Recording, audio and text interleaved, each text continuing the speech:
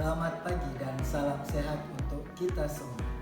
Perkenalkan, saya Syaputra Artama, dosen dari Prodi D3 Keperawatan ND, Poltekkes Kemenkes Kupang. Sebelumnya, senang berinteraksi dengan Bapak Ibu semuanya. Sebagai penjelasan awal, video ini merupakan video sebagai unjuk kerja bidang pengajaran yang berisi penjelasan rencana pembelajaran semester atau RPS dan video singkat pembelajaran secara luring dari mata kuliah yang saya angkut, yaitu keperawatan medikal bedah. Video ini sebagai salah satu syarat penilaian Sendos tahun 2025. Selamat menyaksikan, semoga bermanfaat. Assalamualaikum warahmatullahi wabarakatuh. Om Swastiastu, Namo Buddhaya, salam kebajikan, salam sejahtera bagi kita semua. Perkenalkan, saya Narsa Artama, Minister Keperawatan.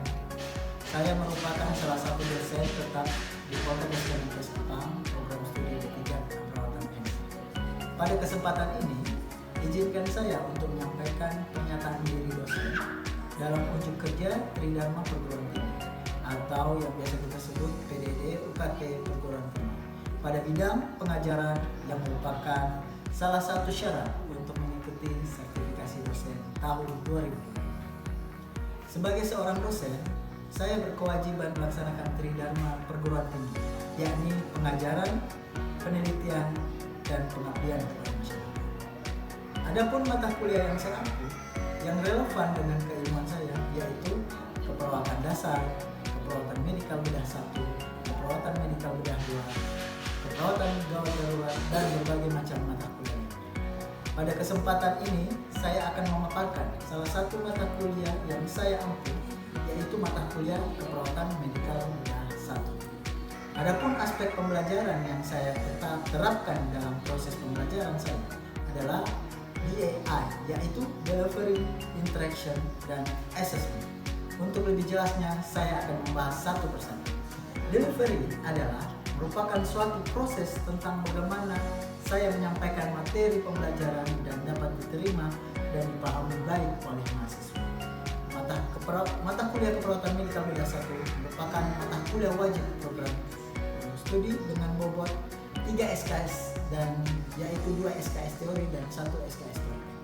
Mata kuliah keperawatan medikal bedah 1 merupakan mata kuliah wajib yang membahas tentang masalah kesehatan yang lazim terjadi pada pasien dewasa, meliputi gangguan fungsi tubuh sistem pernafasan, kardiovaskular, pencernaan, metabolik, endokrin, dan perkemihan oleh karena berbagai penyebab patologis seperti infeksi, peradangan, neoplasma, trauma degeneratif, serta pre dan post operasi pada gangguan sistem tersebut. Materi yang saya sajikan ini mengacu kepada capaian pembelajaran kurikulum dan capaian pembelajaran mata kuliah. Capaian pembelajaran lulusan terdiri dari sikap, pengetahuan, dan keterampilan. Adapun capaian pembelajaran lulusan yang diharapkan antara lain: 1. Menguasai konsep asuhan keperawatan klien dalam rentang sehat sakit pada berbagai tingkat usia. 2. Mampu memberikan asuhan keperawatan kepada individu, keluarga, kelompok baik sehat sakit dengan memperhatikan aspek biopsikososial, kultural, spiritual yang menjamin keselamatan klien sesuai standar asuhan keperawatan. Yang 3, mampu mengelola asuhan keperawatan sesuai kewenangan klinis. 4, menyelesaikan program pekerjaan berlingkup luas dengan menganalisis data serta metode yang sesuai dengan yang dipilih dan beragam metode yang sudah baku dengan menganalisis data. 5, menunjukkan kinerja dengan mutu dan kuantitas yang terukur. Untuk mendukung kegiatan pembelajaran di kelas, saya menggunakan berbagai macam literatur atau referensi dari buku, jurnal yang relevan dengan materi yang diajarkan. Demikianlah metode delivery pada pembelajaran yang saya lakukan. Selanjutnya, pada metode aspek interaction. Interaksi merupakan suatu sistem terjalin antara dosen dengan mahasiswa, antara mahasiswa yang satu dengan mahasiswa yang lain. Guna mencapai capaian dalam pembelajaran, apapun sistem pembelajaran, interaction yang saya lakukan di kelas adalah SLC. Apa itu SLC? Student Learning Center, yang menempatkan mahasiswa sebagai subjek pembelajaran. sehingga peserta didik akan belajar lebih aktif dan mandiri serta inovatif, serta dengan kemampuan masing-masing individu. Sistem SLC atau Studying Learning Center dalam pembelajaran saya, yaitu dosen memaparkan materi, kemudian memberikan pertanyaan kepada mahasiswa, meminta pendapat mahasiswa melalui small group discussion dengan membentuk kelompok diskusi atau belajar yang mengantarkan mahasiswa berinteraksi dalam membahas kasus dan asuhan keperawatan. Self-direction learning dalam memberikan tugas karena mahasiswa baik itu membaca atau membuat ringkasan. Media pembelajaran yang saya gunakan adalah dengan menggunakan LCD proyektor, PowerPoint, video YouTube, dan membagikan soft copy materi dalam grup web. Itulah model aspek interaction yang saya lakukan dalam pembelajaran ini. Selanjutnya, aspek assessment. Assessment adalah suatu proses penilaian atau evaluasi yang diberikan oleh dosen untuk mengukur ketercapaian pembelajaran mahasiswa sesuai yang diharapkan. Metode penilaian dan pembobotan yang saya berikan adalah sebagai berikut. Ada ujian tengah semester dengan poin 35%, ujian akhir semester, dan penugasan. Pembelajaran keperawatan medikal bedah yang saya lakukan berikut dengan video cuplikannya. Mari kita saksikan. Selamat pagi semuanya. Waalaikumsalam warahmatullahi wabarakatuh. Senang berjumpa dengan semuanya. Gimana hari ini, sehat semuanya? Sehat. Semua ya? Ya. Oke.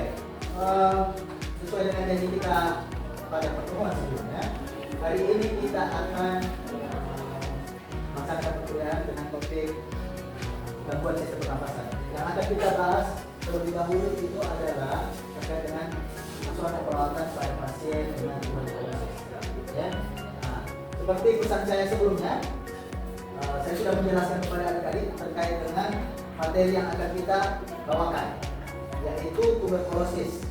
Nah, tuberkulosis ini, apakah ada yang sudah sempat membaca di rumah terkait dengan tuberkulosis? Sudah? Coba silakan, siapa yang mau memaparkan terkait tuberkulosis? Ya. Baik Bapak, jadi penyakit tuberkulosis ini atau TB ini merupakan penyakit menular. Dia disebabkan oleh bakteri Mycobacterium tuberculosis. Penyakit ini dapat menular melalui percakapan, bersin, atau secara tidak langsung kita melepaskan dahak hingga ke udara, sehingga dahak tersebut yang sudah mengandung bakteri Mycobacterium tuberculosis itu dia bisa menyerang orang yang sudah sehat. Kemudian bakteri ini tidak hanya dia bisa menyerang organ tubuh seperti paru-paru, tapi tidak hanya paru-paru, dia juga menyerang organ tubuh lain seperti kelenjar limfe, tulang, pleura, atau organ tubuh lain yang sudah terkontaminasi dengan bakteri Mycobacterium tuberculosis. Oke, baik, terima kasih, luar biasa. Jadi tepuk tangan untuk teman. Ya, itu tadi sedikit refresh ya. Ternyata memang dari ada yang berkembang. Nah, untuk pertemuan kita pada hari ini, sebelum kita mulai, alangkah baiknya kita berdoa terlebih dahulu ya, untuk membuat kita lebih semangat dalam menjalani perkuliahan kita. Untuk doa, ada yang bisa memimpin untuk doa? Nah, tolong, siapa? Owen, silahkan untuk memimpin doa teman-temannya kita untuk memulai sebelum kita mulai. Baik, terima kasih Bapak. Sebelum kita mulai kegiatan pembelajaran kita hari ini, maka izinkan saya memimpin doa menurut keyakinan dan kepercayaan saya, yaitu Katolik. Untuk teman-teman yang beragama Katolik bisa mengikuti dengan doa masing-masing. Oke, silakan. Bagusnya kalau berdiri, bagus ya. Owen.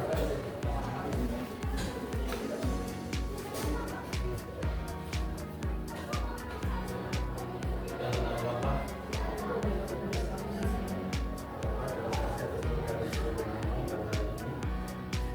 hari ini kami akan mengikuti pembelajaran.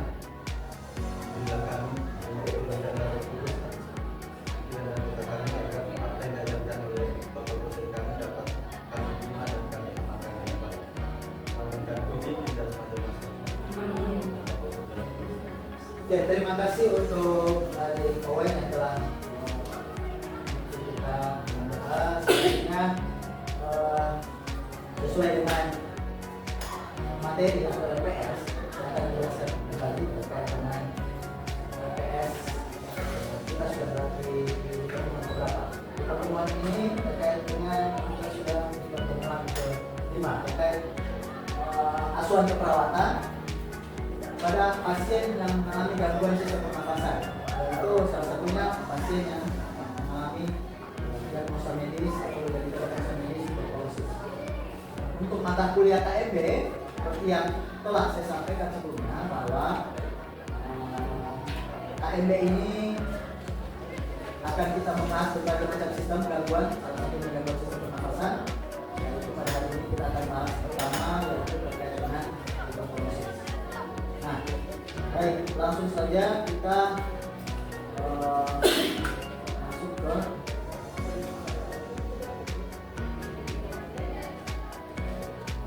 materi.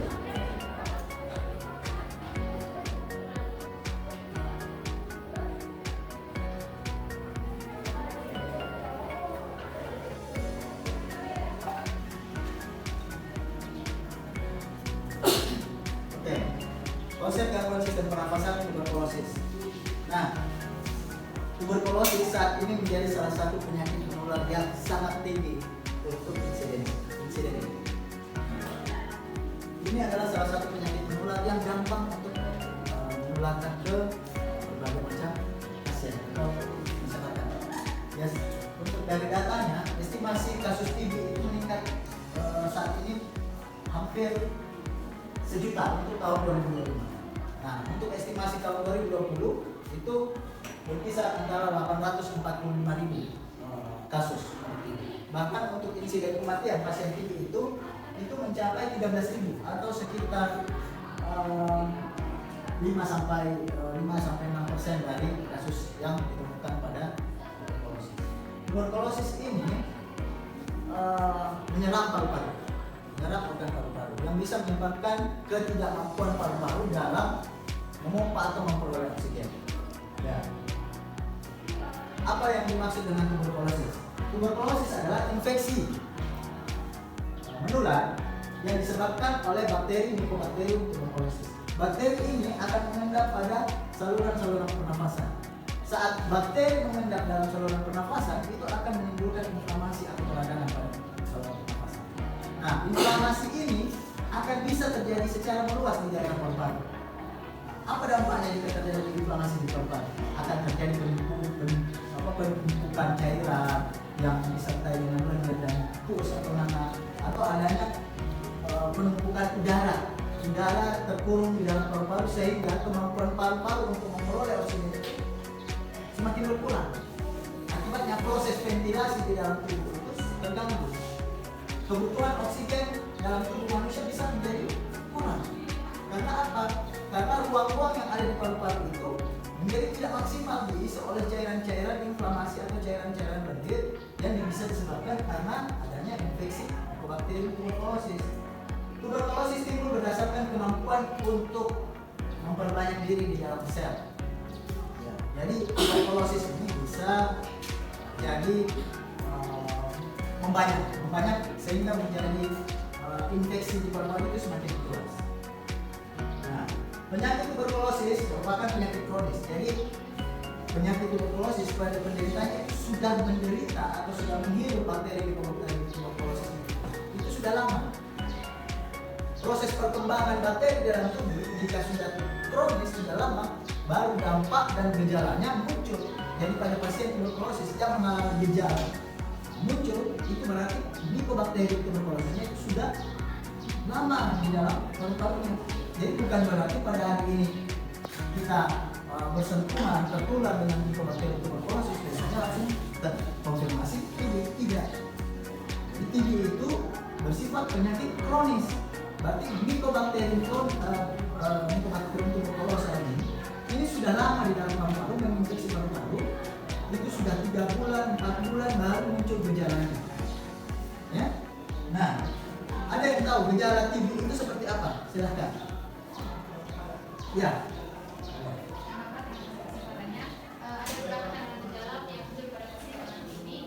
Yang pertama demam ini dia berkepanjangan bapak, biasanya timbul pada sore atau malam hari. Terus yang kedua itu ada sesak nafas.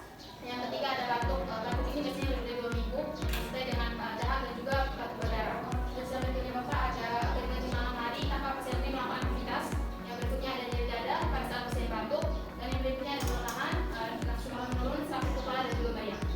Oke, bagus sekali. Beri aplaus untuk saya. Nah, gejala yang pada pasien penderita TB itu salah satunya adalah demam. Karena ada proses infeksi peradangan. Nah, demam ini bisa berlangsung sampai 1 minggu. Gejala lainnya bisa mengalami kelemahan-kelemahannya karena apa? Ketidakmampuan memperoleh oksigen. Oksigennya kurang di dalam tubuh sehingga proses oksidasi, perolehan energi di dalam jaringan atau sel itu berkurang juga. Yang ketiga apa? Sesak nafas bisa, ya, dan lain-lainnya. Oke, bagus sekali tadi. Sekilas tentang tuberkulosis. Apa sih tuberkulosis? Itu kadang di masyarakat itu TB atau tuberkulosis ini dianggap hal-hal yang sangat bersentuhan jika dia batuk lama dengan gejala batuk yang sangat lama, demam yang lama selalu diidentikan di masyarakat dengan faktor hal-hal yang mistis.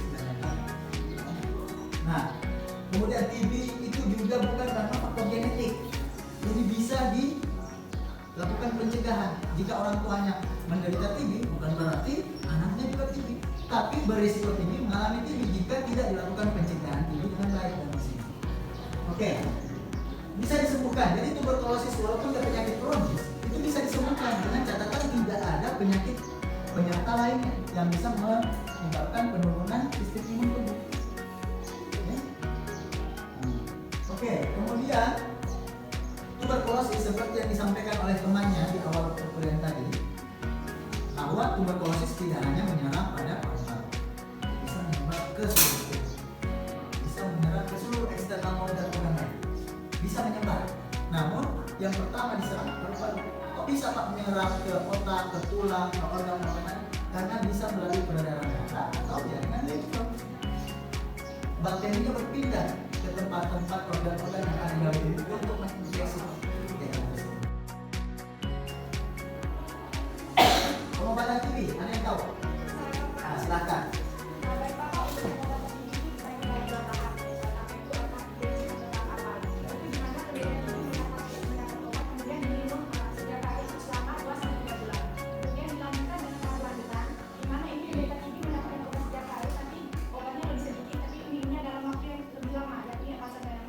Oke, betul sekali. Jadi TB itu ada yang sampai 6 bulan. 6 bulan. 4 bulan dengan obat yang berbeda, 2 bulan dengan obat yang berbeda. Ya. Pak, kalau ada dalam 6 bulan ini harus konsisten minum nggak? Konsisten. Kalau ada 1 kali dia tidak minum, berarti termasuk putus obat. Itu ulang lagi. Karena kenapa? Bakteri TB ini hebatnya dia bisa resisten terhadap bahan kimia tadi. Ya kalau sudah terlalu terbiasa terpapar kimia terus tiba-tiba putus, bakteri ini bisa membuat kembali diri terhadap bahan kimia itu bahaya, ya. Betul sekali. Terima kasih. Aplaus dulu untuk temannya.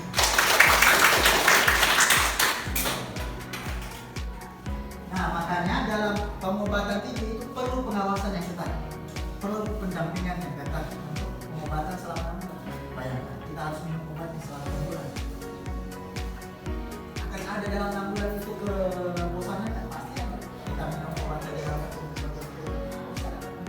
apalagi 6 bulan ya, bisa saja melupakan dan tidak disengaja karena mungkin aktivitasnya terlalu banyak, tidak bisa. Pengobatan TB tidak seperti itu ya, harus sulit. Apa pentingnya dalam obat TB?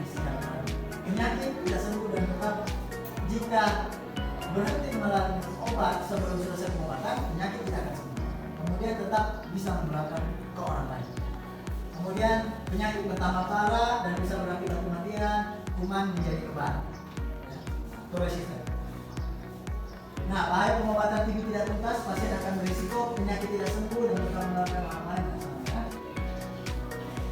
Nah, makanya penting di dalam pengobatan TB itu ada namanya pengawasan, bisa didukung dari keluarganya ataupun dari penting selalu memberikan edukasi pada pasien TB. Hanya di rumah sakit apabila sudah masuk kategori pengobatan keluar dari rumah sakit, edukasi bahwa harus rutin minum obat selama menjelaskan dampak resikonya jika tidak tuntas dalam pengobatan. Penyebab TB tidak sembuh, pasien tidak minum obat, tidak patuh minum obat, ya. Penderita tidak mengkonsumsi secara teratur. Apabila menderita TB tidak mengkonsumsi obat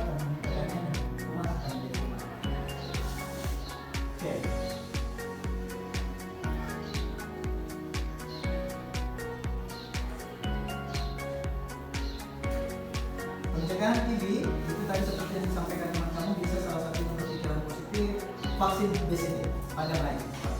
Ya bayi ya, bayi usia 1 bulan biasanya divaksin BCG. Kemudian menutup mulut dan hidung saat batuk. Bagaimana sih etika batuk yang benar? Ya.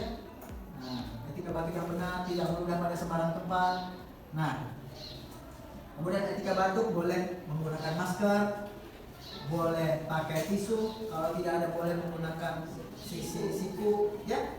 Nah, itu. Kemudian rajin cuci tangan setelah dan sesudah batuk, membuang lendirnya jangan sembarang tempat. Kemudian tisunya juga dan maskernya jangan buang sembarang. Nah, salah satunya tadi vaksin BCG pada bayi bisa dilakukan pencegahan untuk penularan TB. Hasil pengobatan TB itu bisa dilihat, bisa dengan melihat peningkatan berat badan, ya, berat badan semakin naik, kemudian pernapasan sudah semakin baik, gitu. Ya, nafsu makan bertambah. Oke, ada yang mau bertanya silahkan. Kalau tidak ada bertanya, kita ada buat mengerjakan tugas dulu, tugas studi kasus. Nanti saya akan bagikan dalam 3 kelompok. Ini kelompok pertama, kelompok kedua, dan kelompok ketiga. Ya, kasus yang saya akan tampilkan adalah terkait dengan kasus TB. Nah, kasus pasien TB yang akan kita kerjakan sebagai tugas. Nah, jadi ini kelompok 1 akan membahas terkait dengan tugasnya, yaitu tentukan data subjektif dan objektif pada kasus yang akan ditampilkan sebentar. Kelompok kedua itu adalah menjelaskan diagnosa keperawatan yang bisa muncul pada kasus di atas. Kelompok ketiga yaitu menjelaskan intervensi atau tentukan intervensi yang bisa dilakukan pada kasus. Ya, oke, silakan membentuk lingkaran pada setiap kelompok.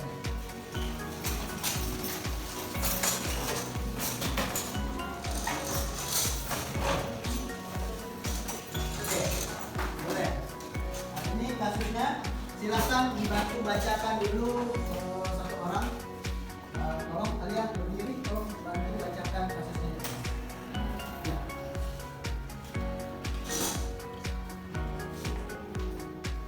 Klien perempuan M didiagnosa medis dengan penyakit gigi paru. Klien mengeluh sesak napas dan batuk. Klien mengatakan mengalami batuk berdahak selama 2 bulan yang lalu. Saat klien sedang melakukan aktivitas di sore hari, tiba-tiba klien merasa sesak seperti tidak bisa napas. Klien mengatakan seperti ada dahak yang menghalangi jalan napasnya. Pada malam harinya, klien mengalami demam tinggi dan membeli obat baru untuk menurunkan panasnya. Pada esok harinya, karena masih sesak napas, klien dibawa ke puskesmas, tetapi puskesmas tidak memiliki alat pemeriksaan. Akhirnya klien itu ke RSUD Wahidin Sudirohusodo RTG untuk dilakukan pemeriksaan. Setelah dilakukan pemeriksaan oleh dokter jaga di IGD, klien diputuskan untuk dirawat inap. Klien dirawat inap di RDI ruangan kontra 1. Setelah masuk di ruangan perawatan, klien diperiksa dan didapatkan data tekanan darah 130/80, nadi 68 kali per menit, RM 28 kali per menit, suhu 36,7 derajat Celcius. Klien diberi terapi oksigen 5 liter per menit dan diberikan injeksi ketelorak 1 kali 30 mg, kaliminit 1 kali 50 mg, dan ceftriaxone 1 kali 2 gram. Klien mengatakan memiliki riwayat sesak sudah lama. Klien mengatakan sudah pernah dirawat di rumah sakit tahun 1999 karena kecelakaan. Klien adalah perokok aktif dan klien sudah lama menderita batuk berdahak sudah melakukan rawat jalan.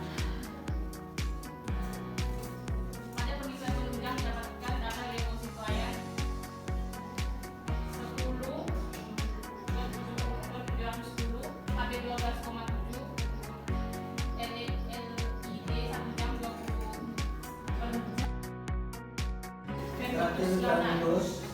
kanan dan kiri tidak sama. Hiperosonan kapilarial boleh 3 detik, berkulit jelek agar terabadi. Oke, baik, terima kasih setelah membantu membacakan ya kasusnya. Nah, sekarang dari kasus di atas, baik dan kelompok 1 silakan dicari data subjektif dan objektif dan kemudian paparkan. Kelompok 2 tentukan diagnosa, rumuskan diagnosa yang kiranya pada pasien di atas. Kelompok ketiga tentukan intervensi, kira-kira apa yang ada pada kasus di atas, intervensi yang cocok pada kasus tersebut. Silakan, kurang lebih 5-10 menit untuk mencari jawaban. Udah ya? Oke, untuk kelompok 1 silakan jelaskan terkait dengan hasil pengkajian yang ditemukan pada kasus di atas. Baik, Bapak. Berdiri. Ya.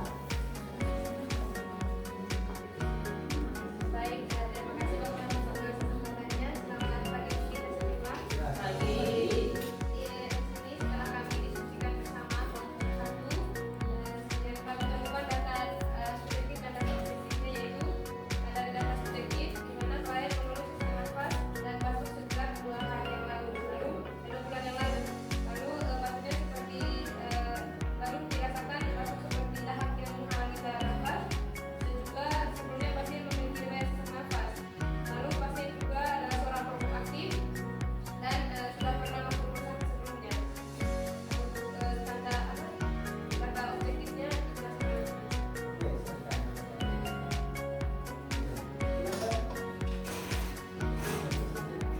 Baik, ini data objektif yang kami dapatkan. Pertama dari hasil TPP, maka anggarannya 1/80. Tadinya 68 kali per menit, pernapasannya 28 kali per menit, suhunya 36,7 derajat Celcius. Klien diberi terapi oksigen 5 liter per menit dan diberi injeksi keterolam 1 kali 30 mg, ranitidin 1 kali 50 mg, dan ceftriaxone 1 kali 2 gram. Pemeriksaan kerja didapatkan klien leukositnya 10.710 mm3 dan LED-nya 1 jam 20 mm per jam, LED 2-nya jam 55 mm per jam, dan pemeriksaan BDA-nya positif adanya bakteri. Pada pengkajian analisis didapatkan data klien tidak mampu bernafas dengan normal. Klien bernafas menggunakan alat bantu pernafasan selang oksigen, yaitu nasokanul 4 liter per menit. Terdapat nafas cuping hidup, retraksi, interkostal, pernapasannya 26 kali per menit.